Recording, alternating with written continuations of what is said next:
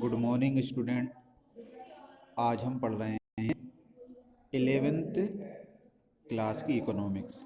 11th class की economics में हमारा अध्याय 17 ख़त्म हो चुका है। अब हम 18 अध्याय को पढ़ेंगे। ठीक है, तो 18 अध्याय का नाम क्या है बच्चों? 18 अध्याय का नाम है 1991 से आर्थिक सुधार कार्यक्रम। ठीक है, तो इसे हम पढ़ेंगे। तो स्टार्ट करते हैं। सन 1991 में नरसिंह राव की सरकार बनने पर अनेक आर्थिक सुधार कार्यक्रम प्रारंभ किए गए। इन आर्थिक सुधार कार्यक्रमों को नई आर्थिक नीति कहा गया। तो क्या हुआ बच्चों? सन 1991 है ना, तो सन 1991 में नरसिंह राव, है ना, किसकी सरकार थी? नरसिंह राव की सरकार बनने पर अनेक आर्थिक सुधार कार्यक्रम प्रारंभ किए गए। इन आर्थिक सुधारों को नई आर्थिक नीति भी कहा गया। ठीक है, इस नई आर्थिक नीति से अभिप्राय एक ऐसी उदारीकृत नीति से है जिसमें निजी क्षेत्र की महत्वपूर्ण भूमिका हो, है ना। तो क्या हो, इस नई आर्थिक नीति में क्या हुआ कि निजी क्षेत्र को क्या हुआ, निजी क्षेत्र को महत्वपूर्ण भूमिका दी गई, है ना। उन्हें कई प्रकार की रियायतें इसमें दी गई। उसका नियमन हो, सार्वजनिक क्षेत्र को दिए जाने, तो सार्वजनिक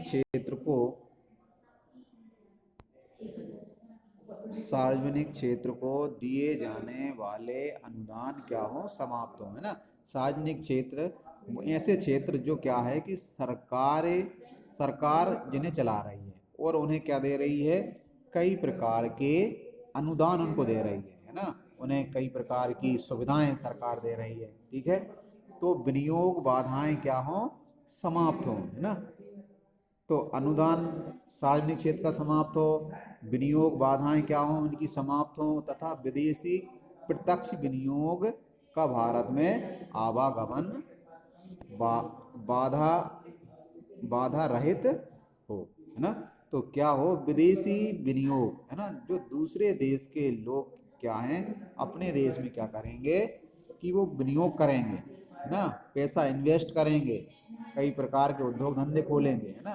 तो इन बातों पर क्या हो, इनमें किसी प्रकार की बाधा ना हो।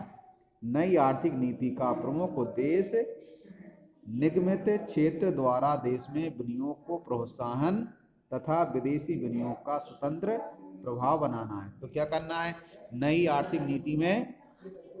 निगमित क्षेत्र, है ना, जो ऐसा क्षेत्र जिसमें क्या हो, विनियोजन दूसरे देशों से क्या क्या हो, हमारे देश में दूसरे देशों के लोग पैसा इन्वेस्ट करें, यहाँ आके वो अपनी व्यापार करें, फैक्ट्रियाँ डालें, है ना, जिससे क्या होगा, जिससे लोगों को रोजगार मिलेगा और हमारे देश को फायदा होगा, है ना।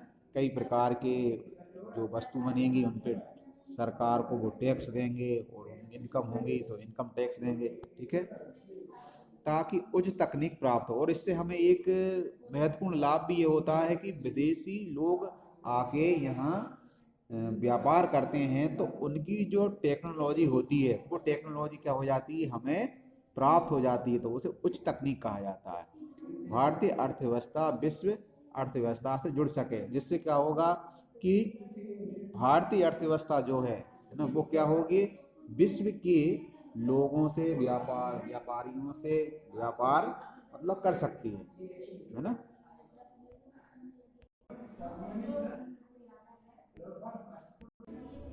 तो एक बार उसे समझते हैं कि हमें नई आर्थिक नीति की आवश्यकता क्यों महसूस हुई। हमें नई आर्थिक नीति की आवश्यकता इसलिए महसूस हुई क्योंकि सन 1980 के दशक में हमारी राष्ट्रीय आय प्रति वर्ष कितनी बढ़ रही थी, 5.6 प्रति वार्षिक वृद्धि की दर से बढ़ रही थी, है ना। तो सन 1990 और 91 में आते आते क्या हुआ कि 10 वर्षों में हमारी अर्थव्यवस्था लड़खड़ाकर गिर गई, है ना। और इससे हमें संकट महसूस हुआ, है ना, कि सन 1991 और 92 में वार्षिक वृद्धि दर कितनी रही? राष्ट्रीय आय की 0.5% रही, जो कि क्या था, सरकार के सामने एक चिंता का विषय था। तो सरकार के समक्ष क्या था, एक नई आर्थिक नीति, है ना, आर्थिक सुधार कार्यक्रम चलाने के अलावा कोई दूसरा विकल्प नहीं था, है ना। तो सरकार के पास ऐसा कोई भी विकल्प नहीं था कि अब क्या किया जाए, तो उनने नई आर्थिक नीति बनाने का निर्णय लिया, है ना। तो इसीलिए इसी कारण से क्या हुआ, नई आर्थिक नीति की आवश्यकता महसूस की गई, है ना। तो आर्थिक सुधारों की आवश्यकता प्रमुख रूप से निम्नलिखित कारणों या उद्देश्यों से अनुभव की। अब हम उन कारणों को पढ़ेंगे कि कौन कौन से कारण थे, है ना, जिससे हमें नई आर्थिक नीति बनानी पड़ी। पहला कारण था खाड़ी संकट।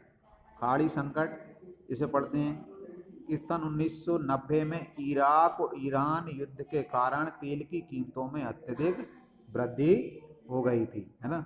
तो हम बच्चों सभी हम जानते हैं कि तेल जो है, खनिज तेल, है ना, जो पेट्रोल डीजल होता है, वो कहाँ से हम आयात करते हैं, कहाँ से आयात करते हैं, खाड़ी देशों से। खाड़ी देश मतलब इराक है, ईरान है, सऊदी अरब है। तो यहाँ से हम क्या करते हैं कि तेल आयात करते हैं। जब क्या हुआ, इराक और ईरान के मध्य खाड़ी, है ना, जो क्या है कि अरब की खाड़ी है ना, अरब की मतलब जो खाड़ी है, तो वहाँ मतलब क्या है कि लड़ाई छिड़ जाने के कारण वहाँ से हमें तेल की पूर्ति नहीं हो पा रही थी, है ना। तो हमारे देश के सामने क्या हो गया कि तेल का संकट, जिससे भारत की समस्त, तो क्या हुआ, हमारे सामने तेल का संकट खड़ा हो गया, जिससे भारत की समस्त आर्थिक समस्याओं को बढ़ा दिया। जिसने क्या बढ़ा दिया, जो तेल की पूर्ति न हो पाने के कारण हमारी आर्थिक समस्याएं बढ़ गई, है ना। तो जो डीजल पेट्रोल होता है, इससे कई प्रकार के कार्य किए जाते हैं, यातायात चलते हैं, कई प्रकार की मशीनें चलती हैं, है ना। तो अगर तेल नहीं होगा तो किस प्रकार से कार्य होगा। तो विदेशी भुगतानों की समस्या से निपटने के लिए देश देश का 47 टन सोना, है ना, इंग्लैंड को गिरवी रखकर 60 करोड़ डॉलर का ऋण प्राप्त किया गया। तो हमें क्या करना पड़ा कि हमारा जो 47 टन सोना था, उसे इंग्लैंड को हमें गिरवी रखना पड़ा, है ना।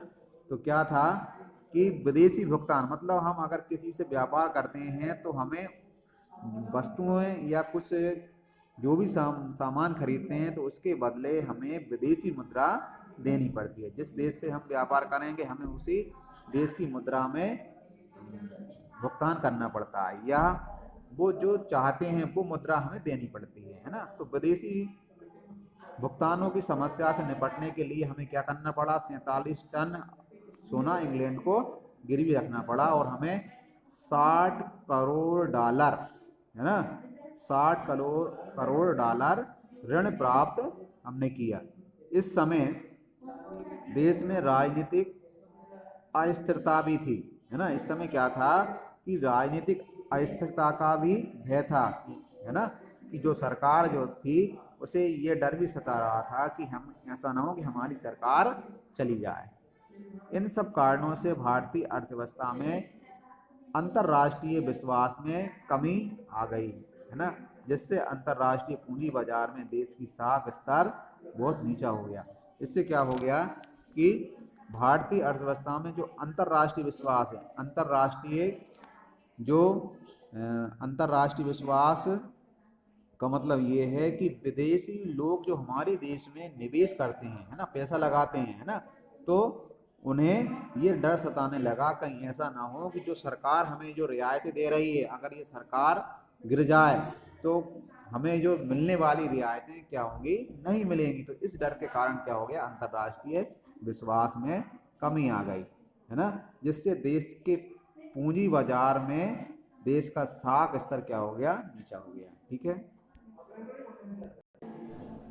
दूसरा दिया हुआ है राजकोषीय घाटे में वृद्धि। सन 1991 से पूर्व सरकार के सरकार के गैर विकास व्यय में निरंतर वृद्धि के कारण राजकोषीय घाटा बढ़ता जा रहा था। तो क्या हो रहा था, राजकोषीय घाटे में वृद्धि हो रही थी, है ना। तो सन 1991 से पहले सरकार के गैर विकास व्यय में निरंतर क्या हो रही थी, वृद्धि हो रही थी। उसके कारण क्या था, राजकोषीय घाटा बढ़ता जा रहा था, है ना। राजकोषीय, अब राजकोषीय घाटा क्या होता है, राजकोषीय घाटे से आशय सरकारी राजस्व प्राप्तियों एवं अनुदान से मिलने वाली राशि से ऊपर सरकारी व्यय होता है ना। तो राजकोषीय घाटा क्या होता है, सरकार जो टैक्सों के माध्यम से, राजस्व के माध्यम से क्या करती है, जो सरकार को आय प्राप्त होती है, और क्या होता है, अनुदान से मिली राशि, है ना, से ऊपर क्या हो जाता है, सरकार के खर्चे हो जाते हैं, है ना। आय से ज्यादा सरकार क्या हो जाते हैं, अगर खर्चे हो जाते हैं तो वो क्या होता है, राजकोषीय घाटा माना जाता है। सकल राजकोषीय घाटा जो सन 1980-82 में सकल घरेलू उत्पाद का कितना था, 5.4 था। तो सन 80 और 81 और 82 में क्या था, राजकोषीय घाटा क्या था, सकल घरेलू उत्पाद, सकल घरेलू उत्पाद मतलब हमारे देश में बनने वाले जो भी उत्पादन हो रहा है, जो भी वस्तु बनाई जा रही है, उसका कितना था, 5.4% था। और वह बढ़कर 1990-91 कितना हो गया, दूना हो गया, मतलब 8.4% हो गया, है ना। तो ये क्या हो गया, राजकोषीय घाटे में लगातार वृद्धि हो रही थी। तो सरकार को समक्ष बड़ी चिंता थी कि अब हमें क्या करना पड़ेगा, नई सिरे से नई आर्थिक नीति का निर्माण करना पड़ेगा। ठीक है बच्चों। तीसरा तीसरा कारण था नई आर्थिक नीति बनाने का, प्रतिकूल भुगतान संतुलन की स्थिति। देश के कुल निर्यातों व आयातों का अंतर भुगतान संतुलन कहलाता है ना। तो भुगतान संतुलन क्या कहलाता है, अगर देश के निर्यात और आयातों में अंतर हो जाए, है ना, तो अंतर भुगतान संतुलन कहलाता है। जब देश के कुल आयात कुल निर्यात मूल्यों से अधिक हो जाते हैं तो भुगतान संतुलन प्रतिकूल कहलाता है। तो जब क्या होता है कि आयात कुल आयात कुल कुल आयात क्या होते हैं, कुल निर्यात से, है ना। जब क्या होता है, जब देश का कुल आयात क्या, कुल आयात कुल निर्यात से, है ना, कुल आयात किससे, कुल निर्यात से, निर्यात मूल्यों से जाते हैं, है ना। तो क्या है कि यदि हम आयात अधिक करते हैं और निर्यात कम करते हैं तो ये क्या कहलाता है, भुगतान संतुलन प्रतिकूल कहलाता है ना। ये कौन सा है, प्रतिकूल भुगतान संतुलन कहलाता है। ठीक है। हमारे आयात विदेशों से लिए जाने वाले ऋणों की मात्रा में क्या कर देते हैं, वृद्धि से 90 के दशक प्रारंभ में भुगतान संतुलन अत्यधिक प्रतिकूल हो गए थे, है ना। तो क्या हुआ था कि सन 1990-91 में हम आयात अधिक कर रहे थे और निर्यात कम कर रहे थे। इससे क्या हो रहा था कि हमें विदेशी मुद्रा के लिए विदेशी मुद्रा के लिए हमें ऋण लेना पड़ा, है ना। आयात क्योंकि हमें आयातों के मूल्यों को चुकाने के लिए विदेशी मुद्रा की आवश्यकता अत्यधिक थी, है ना। तो खाड़ी के संकट ने इस स्थिति को और अधिक क्या कर दिया, गंभीर दशा में पहुंचा दिया। तो इस समय और क्या था कि हम प्रतिकूल भुगतान संतुलन की स्थिति में थे, तो और क्या हो गया, ये खाड़ी संकट और आ गया। इस संकट ने क्या कर दिया, हमें अत्यधिक गंभीर दशा में पहुंचा दिया, है ना। हम और बड़े संकट में पहुंच गए। जून सन 1991 में भारत के विदेशी विनिमय कोष इतने कम थे कि वे 10 दिनों के आयात के लिए पर्याप्त नहीं थे। तो क्या था, सन 1991 में हमारे पास विदेशी विनिमय कोष मतलब विदेशी मुद्रा का भंडार, विदेशी विनिमय कोष क्या है, विदेशी विनिमय विदेशी विनिमय मुद्रा कोष, है ना। मतलब विदेशी जो मुद्रा थी वो हमारी इतनी कम थी कि हम सिर्फ 10 दिन तक ही अपनी आवश्यकता की वस्तुओं को आयात कर सकते थे, है ना, सिर्फ 10 दिन की। तो इस स्थिति से निपटने के लिए अंतर्राष्ट्रीय मुद्रा कोष व विश्व बैंक से ऋण लेना आवश्यक हो गया। तो फिर हमें क्या करना पड़ा, हमें आवश्यकता की पूर्ति करने के लिए हमें विदेशी मुद्रा की आवश्यकता थी। तो हमने क्या किया कि अंतर्राष्ट्रीय मुद्रा कोष और किससे, विश्व बैंक से हमने ऋण ले लिया। ठीक है। और ये संस्थाएं आर्थिक सुधार और नई नीति बनाने पर ही ऋण देने को तैयार थी। तो इनने साफ कह दिया कि अगर आपकी इस दशा है तो आपको क्या करना चाहिए, नई आर्थिक नीति आपको बनानी पड़ेगी, तभी हम आपको क्या देंगे, ऋण देंगे। ठीक है, ओके। अब इसके बाद हम नेक्स्ट वीडियो में ये चौथा, पांचवा और छठा, है ना, ये कारण पढ़ेंगे। ठीक है, ओके बच्चों।